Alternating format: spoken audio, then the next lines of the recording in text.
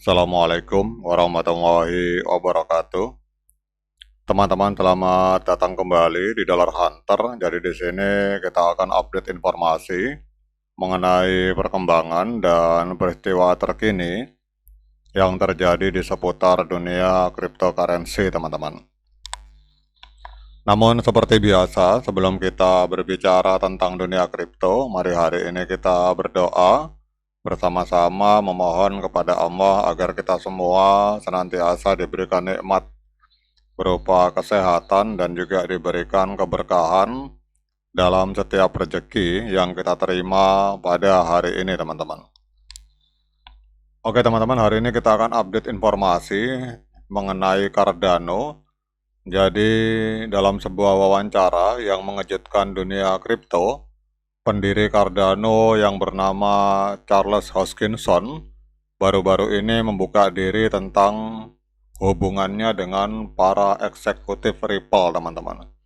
Jadi pernyataan ini menandai perubahan besar dalam nada dan pandangan dari apa yang biasanya diharapkan dari Hoskinson yang dikenal karena sifatnya yang belak-belakan dan visinya yang berani untuk Cardano, teman-teman.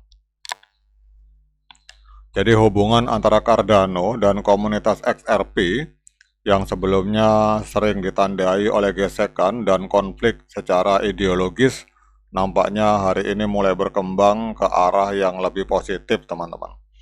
Jadi komentar Hoskinson ini mengisyaratkan sikap yang lebih diplomatis, memunculkan pertanyaan apakah pemahaman baru ini dapat menjadi tanda kolaborasi yang lebih mendalam atau hanya sekedar langkah strategis, teman-teman. Kemudian bagaimana dampaknya terhadap lintasan harga dari Cardano di masa depan, ini masih menjadi bahan perdebatan. Namun satu hal yang pasti, pernyataan ini memiliki potensi untuk mengubah cara kedua ekosistem berinteraksi dan bagaimana Cardano memposisikan dirinya di pasar kripto, teman-teman. Jadi kalau kita melihat dalam wawancara di sebuah channel YouTube ini, teman-teman, yang dengan channel YouTube yang bernama The Wolf of Wall Street, di sini kita tahu bahwa secara historis hubungan antara Cardano dan Ripple ini tidak pernah harmonis, teman-teman. Namun kedua proyek ini memang memiliki poin yang berbeda dalam ekosistem kripto, tetapi mereka juga memiliki tujuan yang tumpang tindih seperti skalabilitas, interoperabilitas, dan inklusi keuangan global, teman-teman. Namun perbedaan filosofi dan model tata kelola dan pendekatan teknologi itu seringkali menyebabkan ketegangan. Namun kalau kita lihat dalam perjalanan waktu, kelihatannya mulai terjadi kolaborasi di antara Cardano dan Ripple sebagai perusahaan yang mengeluarkan XRP, teman-teman. Kemudian kalau kita lihat di CoinMarketCap, teman-teman, ini ada sebuah ini kalau kita lihat yang informasi terbaru 6 jam yang lalu. Jadi hari ini ada beberapa hal perkembangan dari jaringan blockchain Cardano. Yang pertama adalah bahwa hari ini Cardano terintegrasi dengan Hydra, teman-teman. Jadi ini menambahkan lapisan lain pada strategi Cardano yang sedang berkembang, yaitu integrasi Hydra. Ini adalah solusi skala layer 2 dari Cardano. Kalau kita lihat di sini, jadi dengan Lightning Network Bitcoin, teman-teman. Jadi Cardano terkoneksi dengan Bitcoin. Jadi pengembangan terobosan ini menjanjikan peningkatan kemampuan transaksi lintas blockchain dan fungsi kontrak pintar yang diperluas, teman-teman. Jadi dengan memanfaatkan efisiensi Hydra bersama kecepatan dan ketangguhan dari Lightning Network, Cardano bertujuan untuk menempatkan dirinya sebagai pusat interoperabilitas di seluruh lintasan blockchain, teman-teman. Kemudian yang berikutnya, kalau kita lihat di sini ada berbicara tentang Ripple USD. Ini kalau teman-teman perhatikan, jadi kemungkinan lain yang menarik datang dari stablecoin yang bernama Ripple USD. Ini adalah stablecoin yang dimiliki oleh Ripple.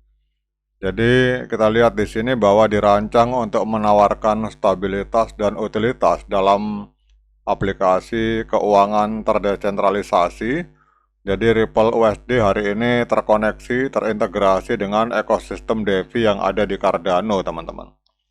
Jadi sinergi ini dapat memacu daya tarik dari DeFi yang dimiliki oleh Cardano dan menarik penyedia likuiditas dan para pedagang, teman-teman. Kemudian juga yang berikutnya ini kalau kita lihat Coinbase derivatif. Jadi lebih lanjut lagi untuk memperkuat kredibilitasnya, Cardano ini adalah adanya pengenalan futur Cardano yang diatur oleh CFTC di Coinbase derivatif. Jadi tonggak sejarah ini menunjukkan minat institusional yang berkembang pada Cardano dan memberikan trader alat baru untuk melakukan lindung nilai atau berspekulasi pada pergerakan harga, teman-teman. Jadi aktivitas perdagangan yang meningkat dari derivatif ini dapat mendorong penggunaan jaringan yang lebih tinggi dari Cardano. Oke teman-teman, dengan adanya informasi positif ini, kita lihat untuk Cardano hari ini masih menempati peringkat ke-9 di CoinMarketCap. Hari ini mengalami kenaikan sebesar 0,96% dalam 24 jam ini, diperdagangkan di angka 0,6953 US dollar, teman-teman. Kemudian kita lihat di sini untuk market cap-nya ada di angka 24,52 miliar US dollar. Dan untuk volume 24 jamnya mengalami koreksi sebesar 14,93%. Jadi dalam 24 jam terakhir terjadi transaksi jual beli Cardano di angka 634,61 juta US dollar, teman-teman. Kemudian pertanyaan selanjutnya, apakah layak bagi kita untuk melakukan pembelian Cardano pada hari ini? Seperti biasa, saya ingatkan pada teman-teman bahwa saya bukan penasehat keuangan. Jadi apapun yang saya lontarkan dalam video ini sifatnya subjektif, bisa salah, bisa benar, sehingga jangan diikuti, teman-teman. Jadi kalau teman-teman mau melakukan pembelian Cardano, silakan lakukan dior dan investigasi secara mandiri, karena uang Anda itu adalah tanggung jawab Anda masing-masing, teman-teman. Oke teman-teman, kalau kita lihat di sini di Cardano itu pada tanggal 17 November 2024, coba kita rubah jadi candle, teman-teman. Jadi candlestick. Jadi ini terjadi golden cross, teman-teman, pada tanggal 17 November 2024, jadi tahun lalu, akhir tahun lalu.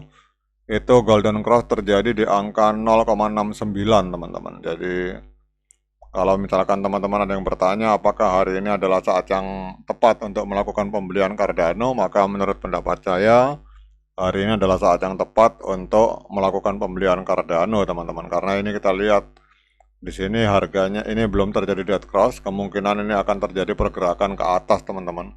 Karena kalau kita lihat di sini, kalau kita teman-teman cek di sini, ini mengalami penurunan mulai tanggal berapa ini, teman-teman? Ini mulai tanggal 2 April, kemudian mulai mengalami kenaikan, teman-teman.